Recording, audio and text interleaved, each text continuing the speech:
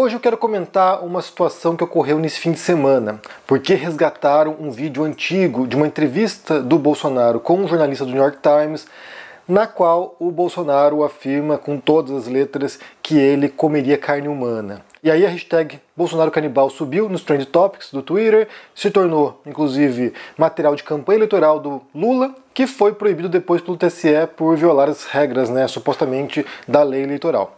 Eu quero falar sobre isso hoje, mas antes de tudo, já curte esse vídeo, deixa aqui embaixo no comentário uma boa tarde, se inscreva aqui no canal, ativando o sininho, isso é muito importante. E também quero agradecer a todos vocês que foram no lançamento meu no Rio de Janeiro. Foi bem legal lá, tinha bastante gente, foi bem legal esse contato com vocês. A gente pôde bater um papo, trocar umas ideias, ouvir um pouco também as angústias de vocês, após o primeiro turno, muita gente estava preocupada com o que pode acontecer, então foi bem legal. E só lembrando que nesse próximo fim de semana, dia 16 de outubro, haverá a minha oficina literária aqui no Rio de Janeiro. Então, assim, quem quiser participar, o link está na descrição desse vídeo, vá lá, confira, participe. E também uma novidade, vai ao ar a primeira aula do meu Clube do Livro. Eu vou criar um Clube do Livro agora para a gente poder ler, são 12 livros, ou seja, 12 meses de leitura, serão 2 lives por mês, uma live sobre o livro e outra live para a gente bater um papo, trocar ideias sobre esse livro. Então quem quiser participar também, quem tiver interesse e quiser ler comigo, formar uma comunidade de leitores para a gente poder analisar obras filosóficas, isso é importante, será um Clube do Livro Filosófico. A gente vai analisar num mês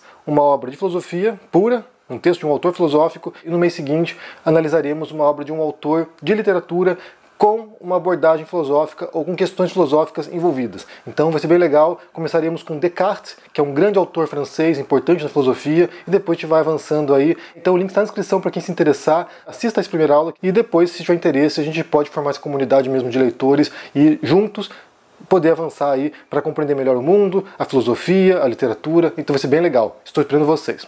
Bem, voltemos aqui ao assunto do dia, que é Bolsonaro Canibal. Eu vou pôr para vocês aqui o trechinho dessa reportagem do New York Times, dessa entrevista, conversa que foi feita com o jornalista. Na verdade, essa conversa ela foi publicada, nesse trechinho foi gravado pela equipe do Bolsonaro e publicado nas redes dele. É uma entrevista de 2016 e que é ressuscitada agora para afetar a campanha, Vamos assistir aqui e depois a gente comenta mais sobre isso. Eu vi mulheres oferecendo lá o sexo. Desculpa aqui. Sem higiene nenhuma. Não comi, não preciso. Se precisar eu como. Como quase comi um índio em Surucucu uma vez. Eu vou te falar o que é comer um índio. Vou te falar, ok? Não entendi. Vou te falar o do índio, ok? Não comi comida nenhuma lá. Porque a pessoa fica em cima da panela abanando para não sentar a mosca. Se parasse um segundo, enche de mosca. Tive em Surucucu certa vez. Aí comecei a ver lá as mulheres índias passando com carregamento de banana nas costas, uma atrás da outra. E o índio passa limpando os dentes com capim. Eu falei, o que está acontecendo? Eu vi muita gente andando, Morreu um índio e eles estão cozinhando. Eles cozinham o índio. É a cultura deles. Corpo? Bota o corpo. Mas não é para comer, não. É para comer. Cozinha por 2, 3 dias e come com banana.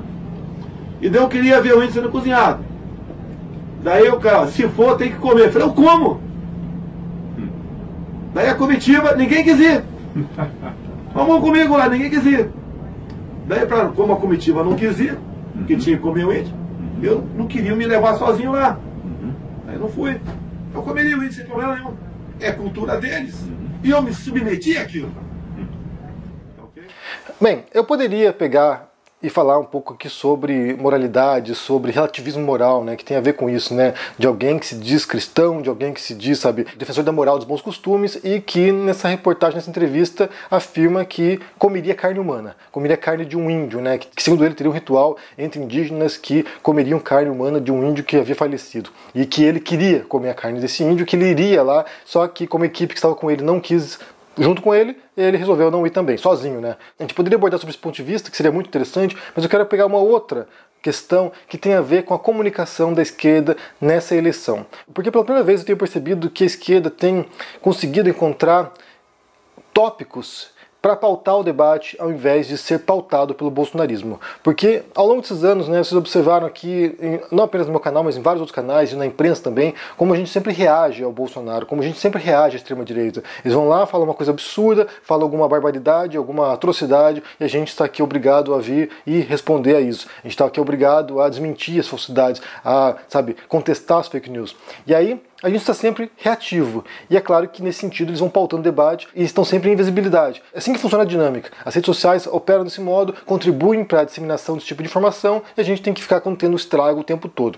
Aí a gente percebeu nesses últimos dias, nessas últimas semanas inclusive, um modo como grupos de esquerda, segmentos de esquerda começaram a adotar certas táticas parecidas ou mais ou menos alinhadas às práticas da extrema-direita, só que sem trabalhar com falsidades. Às vezes até com fake news, mas no geral usando as táticas, mas com a verdade. Um exemplo, o tema do maçonário, né, o Bolsonaro na maçonaria, que ele teria ido a um templo maçom, eu mostrei isso aqui semana passada, teria ido a um templo maçom para pedir votos. E aí é factual, isso é verdadeiro, isso aconteceu realmente. Ele esteve lá, tem vídeo, tem foto, ele esteve lá, pediu votos entre os maçons e naquele momento, em 2018, isso não causou um grande impacto. Mas esse vídeo é ressuscitado agora na campanha eleitoral, segundo turno, e isso passa a ter grande relevância para um segmento dos eleitores do Bolsonaro. Então, um vídeo real, que existiu, aconteceu, vem ser usado agora para poder pegar ou dispersar uma parte da base do eleitorado do Bolsonaro. E aí surge essa outra história, do canibalismo, que ainda é muito pior, na verdade, do que a maçonaria, né? Que você tenha um sujeito, né? No caso, um deputado federal, na época, 2016, que insinuasse ou que dissesse claramente que comeria carne humana sem a menor necessidade, porque como eu falei, a gente poderia entrar em questões aqui, sabe, extremas, né? Alguém citou lá, alguém para defender o Bolsonaro citou o caso dos Andes, quando o avião caiu lá nos Andes com jogadores de futebol e os jogadores para sobreviver comendo carne humana. Aí é um caso extremo, um caso excepcional. Não é de um deputado, não é de uma figura pública que está na floresta, ou de um militar, sei lá, que está na floresta e resolve comer carne humana por curiosidade. Não é isso. São casos extremos nos quais pessoas se viram em condições, sabe, extremamente desesperadoras e aquele ali era o único recurso para sobreviverem. Não é curiosidade, não é, sabe, simplesmente bizarrice de alguém. É claro que quando se trata do Bolsonaro, sempre tem que ficar com o pé atrás e se indagar, né, sabe, se perguntar se realmente é verdade ou é falsidade isso, né? Se ele simplesmente não inventou essa história para chocar as pessoas, que é o que diz o jornalista do New York Times. Ele ficou surpreso com a repercussão dessa história, porque são vários anos atrás, são 6 anos atrás isso já, né? Ele ficou surpreso porque na época a reportagem não teve grande repercussão. E ele diz, né, que ele acha que talvez essa história seja criada pelo Bolsonaro para chocar. Mas pegar essa história do passado, pegar esse vídeo do passado, que não havia causado grande impacto naquele momento, e usar agora é uma tática muito inteligente, porque, mais uma vez, isso pauta o debate ao invés de ficar reagindo ao Bolsonaro. Agora ele é obrigado a se justificar, ele é obrigado a explicar a relação dele com a maçonaria, ele é obrigado a explicar o canibalismo, né, o possível canibalismo dele. Então, nesse sentido, a gente está agora numa outra posição que é invertendo um pouco a jogada. Alguém que faz isso, né, embora extrapole os limites também, é o Janones. Então o Janones foi alguém que também encampou a campanha do Lula, que veio com força total, usando as redes sociais para isso, mas também às vezes ultrapassa alguns limites ali éticos, até onde eu perceba. Mas foi uma pergunta feita para mim no lançamento no Rio de Janeiro. Uma das pessoas estava lá, né, um dos seguidores estava lá e perguntou isso para mim, o que eu achava de usar, né, essas táticas semelhantes. E aí, como eu falei, depende do conteúdo. Não é tanto a forma, porque a forma ela pode ser usada por diferentes grupos, mas tem a ver com o conteúdo. O que a gente vai falar? Porque você pode realmente adotar essas práticas, né, de tentar pautar o debate com base no escândalo, com base nessas notícias que chocam as pessoas, mas, por outro lado, a gente tem que compreender também que o conteúdo é fundamental, que a gente se fie nos fatos, que a gente se fie na realidade, que a gente fale aquilo que é real e não delírios, né? Basta pensar num caso agora também recente, que é a Damares, que durante a campanha eleitoral para o Bolsonaro vai lá e afirma coisas absurdas sobre um suposto caso de crianças sendo abusadas. E aí ela não tem provas, possivelmente, né? Agora ela vai ser intimada para dar explicações, e aí eles inventam esses delírios e usam isso para causar pânico moral, que é a tática deles. É o modo como eles controlam as pessoas, é o modo como eles convencem as pessoas a votar neles, né? É causar pânico, é causar, sabe, esse horror coletivo, de modo que as pessoas fiquem com medo, com nojo, com raiva e votem contra um grupo. Então, como eu falei, compreender essas táticas e saber usá-las de maneira inteligente pode ser que dê uma vantagem agora nessa última etapa da corrida eleitoral. Nesse segundo turno, pode ser sim que o Bolsonaro tendo que recuar e se justificar sobre histórias bizonhas que ele participou, ou que ele disse, ou que ele fez, pode sim dar uma vantagem para a oposição.